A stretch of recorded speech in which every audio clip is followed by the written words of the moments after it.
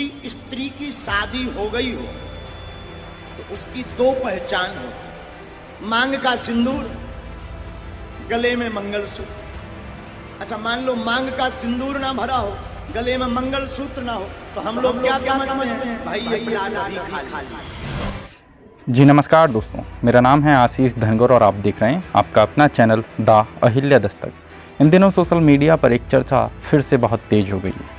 बाबाओं के नाम पर चर्चा इस देश में पहले से भी बहुत रही है और एक बार फिर से बाबा बागेश्वर धाम चर्चाओं में नज़र आ रहे हैं। चर्चा ये है कि उन्होंने महिलाओं को लेकर के एक बयान दिया है, जिस बयान के बाद में मीडिया उनकी खूब चर्चा कर रही है। आप सभी लोग तो जानते हैं क्योंकि मीडिया के पास कोई मुद्दा नहीं है। कभी ज्योति मौर्य, कभी सीमा हैदर, तो कभी बाबा बागेश्वर धाम, क्योंकि बेरोजगारी और विकास का मुद्दा तो मीडिया के पास आजकल दिख ही नहीं रहा है।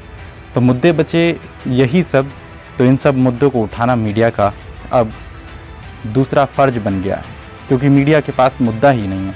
तो दरअसल बाबा बागेश्वर धाम ने महिलाओं को लेकर के एक बयान दिया और जिस बयान में उन्होंने अपने तरीके से कहा है कि महिलाओं को, जो शादीशुदा महिलाएं हैं, उन्हें मांग में सिंदूर और गले में मंगलसूत्र ज़रूर पहनना चाहिए, जिससे हम देखकर ही समझ जाएंगे कि इस प्लाट की रजिस्ट्री हो चुकी है। और यही कहते हुए उन्होंने ये भी कहा है कि यदि महिलाएं मांग में सिंदूर और गले में मंगलसूत्र नहीं पहनेंगी तो आम तौर पे व्यक्ति समझ ही नहीं पाएगा और समझेगा प्लाट खाली है। इस बयान को देने के बाद में बाबा बागेश्वर धाम खूब चर्चाओं में नज़र आ रहे हैं। दरअसल इसको लेकर के विपक्षियों ने अब बाबा बागेश्वर धाम को घेरना शुरू कर दिया है और विपक्षियों के सामने बाबा बागेश्वर धाम बहुत अच्छे से अब कहीं ना कहीं निशाने पे आ चुके हैं। दरअसल उनका एक बयान विपक्षी लोगों में से स्वामी प्रसाद मौर्य, जो कि समाजवादी पार्टी के इन दिनों बड़े नेता कहे जा रहे हैं, उन्होंने अपना एक बयान दिया है। बयान में ट्वीट करते हुए उन्होंने कहा, ये बागेश्वर वाले बाबा हैं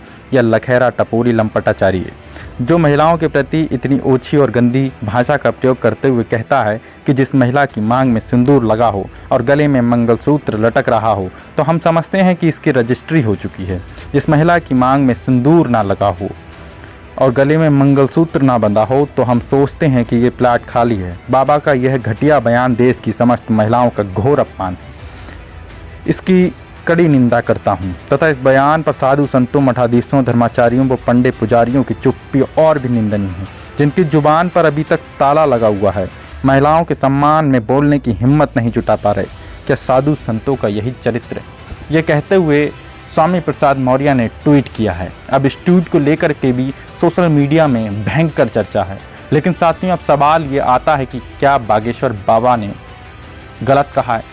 सही मायने में यदि भारतीय संस्कृति को बचाया जाए तो यही रास्ते होने चाहिए।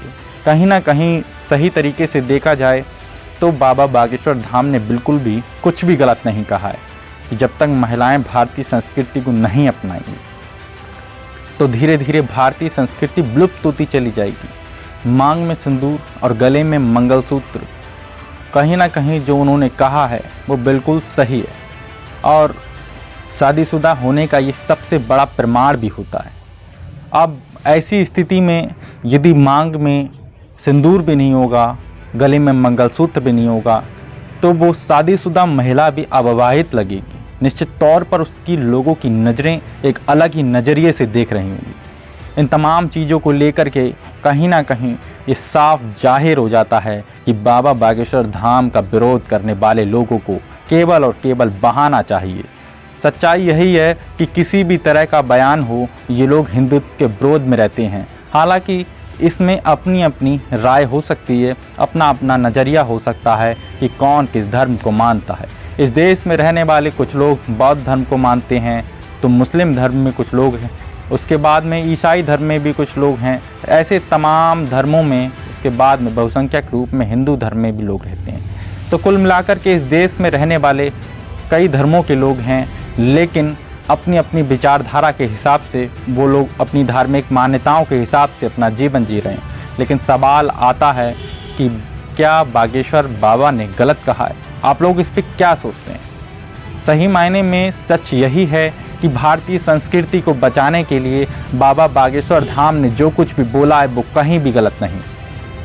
लेकिन विपक्षी एकता के लिए केवल और केवल मुद्दा चाहिए। मीडिया के पास भी इन दिनों कोई मुद्दा नहीं। इसीलिए मीडिया उनके अभी विपक्ष में भी जमकर के बोल रहा है। हालांकि यदि उनका बयान गलत होता तो निश्चित तौर पर हम भी उनका विरोध करते, लेकिन बयान उनका बिल्कुल भी गलत नहीं है। जो कुछ उन्होंने कहा है बिल्कुल सही कहा है। यदि महिलाएं इन चीज़ों को अपनाती रहेंगी तो निश्चित तौर पर भारतीय संस्कृति का अस्तित्व बचा रहे, लेकिन महिलाएं इस चीज़ को छोड़ देंगी तो निश्चित तौर पर उनकी भारतीय संस्कृति का अस्तित्व मिटने की कगार पर आ जाएगा।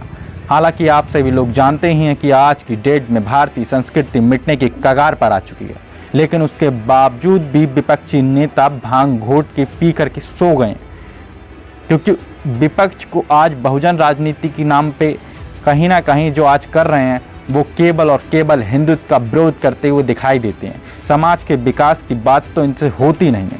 हालांकि मैं किसी के विरोध में नहीं हूँ, बहुजन राजनीति का भी मैं समर्थक हूँ, और जो दूसरी ओर पूरे राष्ट्र की राजनीति चल रही है मैं उसका भी समर्थक हूँ। लेकिन सवाल खड़ा होता है, चाहे वो हिंदू राष्ट्र की राजनीति की आड़ में लोग गलत कर रहे हों या वो बहुजन राजनीति की आड़ में लोग गलत कर रहे हों, यदि गलत करेंगे तो निश्चित तौर पर उनका विरोध करने का काम भी हम ही लोग करेंगे। साथियों, इस पूरे वीडियो पर आप क्या सोचते हैं कमेंट सेक्शन में अपनी राय जरूर दीजिएगा। हम फिर मिलेंगे एक नए वीडियो एक नए टॉपिक के साथ में, तब तक के लिए जय हिंद जय भारत।